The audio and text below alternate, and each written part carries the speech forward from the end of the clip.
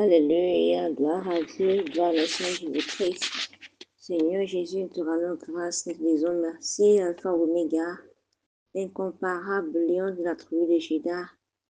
Seigneur des Seigneurs, merci Seigneur pour la grâce, le privilège de voir ce nouveau jour. Merci Seigneur de nous avoir préservés depuis le début de ce mois jusqu'à sa fin. Seigneur, nous sommes tellement reconnaissants. Du fond de notre cœur, nous voulons tellement te dire merci, merci pour hier. Merci pour aujourd'hui, merci pour les jours à venir. Seigneur, à toi la gloire, à toi la louange, à toi l'honneur, à toi la magnificence au plus haut des cieux. Seigneur, nous abandonnons à toi. Viens régner au nom puissant de Jésus-Christ. Seigneur, viens faire ce que toi seul tu peux faire dans nos vies, Seigneur Jésus-Christ.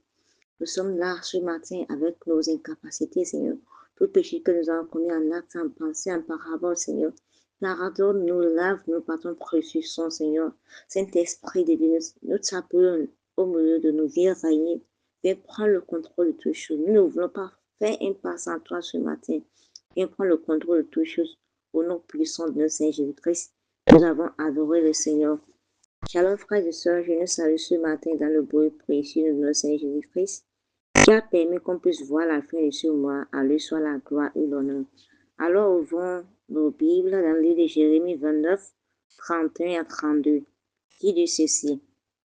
Envoie à tous les captifs ce message. Ainsi parle l'Éternel au sujet de Shema, le Néhélamite, car il a enseigné la rébellion contre l'Éternel.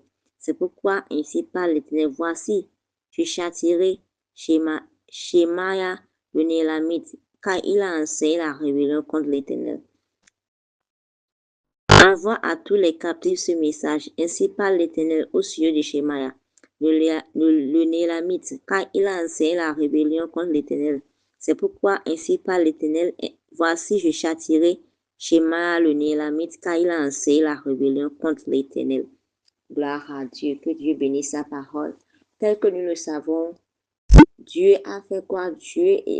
Il a averti les enfants d'Israël contre ces faux prophètes qui sont levés au milieu d'eux. Lorsque Dieu envoie une lettre aux Israélites à travers le prophète Jérémie, nous avons vu que des fausses prophètes se sont levés pour s'opposer au contenu de la lettre que le Seigneur a envoyée aux Israélites à travers le prophète Jérémie. Les gens se sont levés contre lui, ils se sont opposés, il y a eu des divisions, des camps, un camp pour Shemaya, un camp pour Jérémie.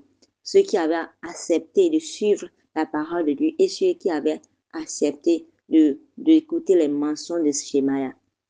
Gloire à Dieu. Nous avons vu que toutes ces choses sont passées. Malgré ça, il y a de ces personnes, il y a de ces prêtres aussi qui sont de Dieu, comme Sophonie qui a fait quoi?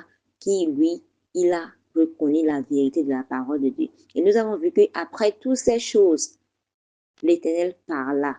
La parole de l'Éternel est encore venue s'adresser à Jérémie le prophète. Gloire à Dieu. Et dans toutes ces choses, nous avons vu que Jérémie ne s'est pas précipité à prendre une décision sans avoir reçu au préalable du Seigneur. Allons réécouter ces audios et ces choses. Ça va nous bénir abondamment au nom puissant de Jésus-Christ. Et voici la parole qu'adressa Jérémie. C'est la parole maintenant, cette parole qu'a adressée à Jérémie. C'est vrai, ces faux prophètes sont levés contre la parole de Dieu. Ils se sont opposés. Mais l'Éternel parla. Et qu'est-ce que l'Éternel a dit? L'Éternel a dit qu'il va châtier. Qui va châtier Shemaya qui a enseigné la rébellion aux enfants d'Israël. Gloire à Dieu. Cela prouve que peu importe la durée du mensonge, la durée des fausses personnes, la vérité de Dieu finit toujours par triompher. Gloire à Dieu. Alors que nous arrivons à la fin de ce mois, ce passage nous rappelle que Dieu est le défenseur de sa vérité et le juge de tous les cœurs. Dieu est le défenseur de sa vérité. On ne peut pas défendre Dieu. On ne peut pas le défendre. On ne peut pas dire, oh, je vais me battre pour lui. Non, je sais qu'il y a des religions où eux, ils vont dire qu'ils défendent la cause de leur Dieu. Ils font la guerre pour leur Dieu. Mais Dieu, c'est lui qui peut défendre sa vérité. Gloire à Dieu. Il dit, à moi la vengeance, à moi la rétribution. Donc, on ne peut pas se comparer aux autres personnes, à ceux qui sont là pour défendre la cause de leur Dieu, à ceux qui tuent les gens pour dire que ils tuent les gens pour leur Dieu. Non.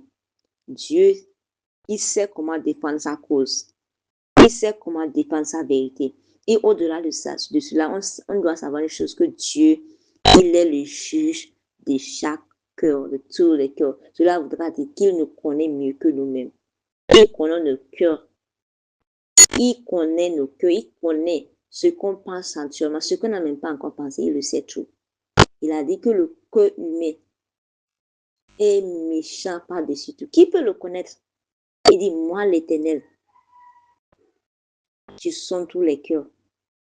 C'est lui qui nous connaît. Il connaît ce qui est dans chaque cœur.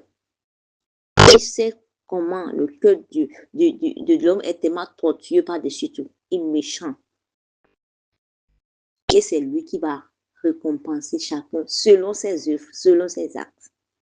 Gloire à Dieu. Alors tu ne peux pas défendre la cause de Dieu. Abandonne-le plutôt. Tout. Et laisse-le. Et quand Dieu se lève pour défendre pour toi, tu t'assures tout. Et que toi-même tu es dépassé. Quand l'Éternel se lève pour défendre sa cause, des fois tu as même pitié de l'ennemi. Gloire à Dieu. Et nous avons vu que Shemaya a tenté d'égarer le peuple de Dieu et s'opposer au véritable message que Dieu avait transmis par Jérémie. Mais Dieu a clairement affirmé qu'aucun mensonge ne peut subsister éternellement contre sa vérité. Peu importe la durée du mensonge, la vérité finit toujours par triompher. Surtout si tu mens sur la cause de Dieu. Si tu es une personne qui ment sur la cause de Dieu, il n'y a rien à dire. Dieu peut rester silencieux parce qu'il attend que tu te repentes, que tu reviennes à lui. Mais si tu refuses, il n'y a rien à dire. Non seulement qu'il y aura la vérité qui va triompher, mais le châtiment qui va venir de cela, c'est que les gens seront en train de te voir comme ça. Ils sauront que c'est la main de l'Éternel qui est en train de te châtier. On ne se moque pas de Dieu. Gloire à Dieu. Tu vas récolter ce que tu auras semé.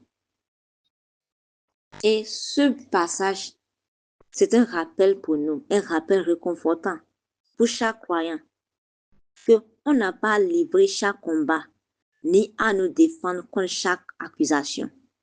Non. C'est pas à nous de d'aller de gauche à droite. Oh, je vais défendre ma cause, mais je vais défendre la cause de Dieu. Non. Il y a des combats, ce n'est pas à toi de les combattre. Ce n'est pas à toi de lutter contre ça. Laisse-tout à Dieu. Ce n'est pas toutes les accusations qu'on doit répondre. Ils ont accusé notre Seigneur Jésus-Christ, n'oublie pas. Ils l'ont accusé de Belzéboul, qu'il est en train d'utiliser comment dirais-je, l'esprit malin pour chasser. Comment on peut utiliser l'esprit malin pour chasser l'esprit malin? Ils l'ont accusé de tout. Ils l'ont traité de tout, mais il n'a pas défendu sa cause. Gloire à Dieu. Et même lorsqu'ils étaient venus l'arrêter, ils pouvaient faire descendre les anges pour détruire toutes ces personnes-là, mais il ne l'a pas fait. Il était resté là comme s'il était incapable. Et même lorsque l'un de ses disciples a cherché à se défendre en arrachant l'oreille droite de la personne, de l'un des personnes qui étaient venues arrêter notre Seigneur Jésus-Christ, on a vu qu'il a encore guéri la personne. Gloire à Dieu.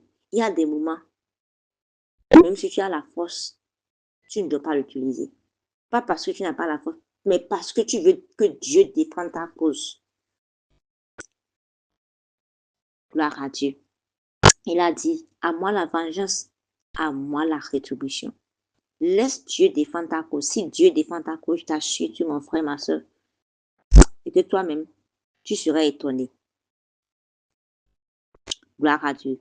Et lorsqu'on reste fidèle à Dieu, on marche dans l'obéissance, le Seigneur lui-même devient notre défenseur. Parce qu'il voit ce que les autres ne voient pas. Il connaît la vérité. Il justifiera ceux qui ont confiance en lui. Gloire à Dieu. C'est que quand on reste fidèle à Dieu, malgré l'opposition, malgré l'incompréhension des gens, malgré tout ce que les gens ne font, c'est qu'il se lève. Parce qu'il connaît la vérité. Il connaît le cœur de ceux qui sont en train de nous faire du mal. Il le sait très bien. Il sait qu'il y a une date d'expiration pour tous ceux qui sont en train de le faire. Dieu est en train de leur donner le temps pour pouvoir se repentir. Mais s'ils refusent, là, l'Éternel se lève pour défendre sa cause. Gloire à Dieu. Et la même chose va se passer.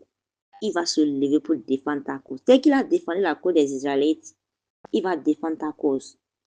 Gloire à Dieu. Nous avons vu ce qui s'est passé avec entre les enfants d'Israël et Pharaon. Malgré tout ce que Dieu a fait montrer à Pharaon pour lui montrer qu'il devait aller, qu'il devait laisser partir son peuple, il a fait quoi? Il a refusé. Son cœur était endurci. Et même lorsqu'il les a laissés, on a vu que son cœur n'était pas complètement laissé à eux. Il les a encore poursuivis. Et qu'est-ce que les enfants d'Israël disaient? Ils sont en train d'accuser Moïse pour leur dire que non, toi qui nous as amenés ici pour nous détruire encore. Mais Moïse a fait quoi? Il a crié à l'Éternel. Et l'Éternel lui a dit que, vous voyez, ces Égyptiens que vous voyez aujourd'hui, vous ne les verrez plus jamais. Dieu s'est levé finalement pour défendre la cause. Il a étendu sa main puissante. Et il a exterminé Pharaon et tous ceux qui le suivaient. Et jusqu'à aujourd'hui, on n'a plus jamais entendu parler de ces personnes. Je ne sais pas quel est ce Pharaon qui s'est levé contre toi, dans ta famille, dans ton business, dans tout ce que tu fais. Mais je sais une chose. Ces Égyptiens que tu vois aujourd'hui, ce Pharaon que tu vois aujourd'hui, tu ne le verras plus jamais au nom puissant de Jésus-Christ. Parce que l'Éternel va étendre sa main puissante sur tous ses ennemis. Et la victoire sera pour toi au nom puissant de Jésus-Christ. Gloire à Dieu. Alors, en ce mois de réflexion, remercie Dieu. Remercie Dieu pour sa fidélité. Car il t'a protégé de dangers invisibles. Il t'a soutenu dans les épreuves. Il a exaucé tes prières de manière insoupçonnée.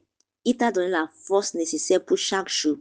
Et chaque pas que tu as fait l'a été par sa grâce.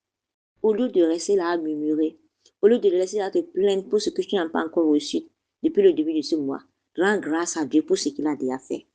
Parce que si tu as été ici jusqu'à ce temps-ci, jusqu'à ce temps-ci, tu as su tout. Ce n'est pas parce que tu as fait quelque chose, tu n'as rien mérité pour être là. Si nous sommes là ce matin, c'est par sa grâce. Parce qu'il y a des personnes avec qui on a commencé juillet. Ils n'ont même pas vu 15. Ils n'ont même pas vu jusqu'à ce temps-ci.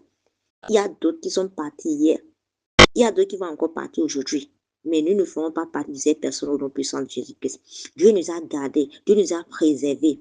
Ni par notre force, ni par notre puissance, ni pas parce que nous sommes obéissants. Il y a des personnes qui prient mieux que nous. Il y a des personnes qui jeûnent mieux que nous. Il y a des personnes qui sont plus obéissantes que nous.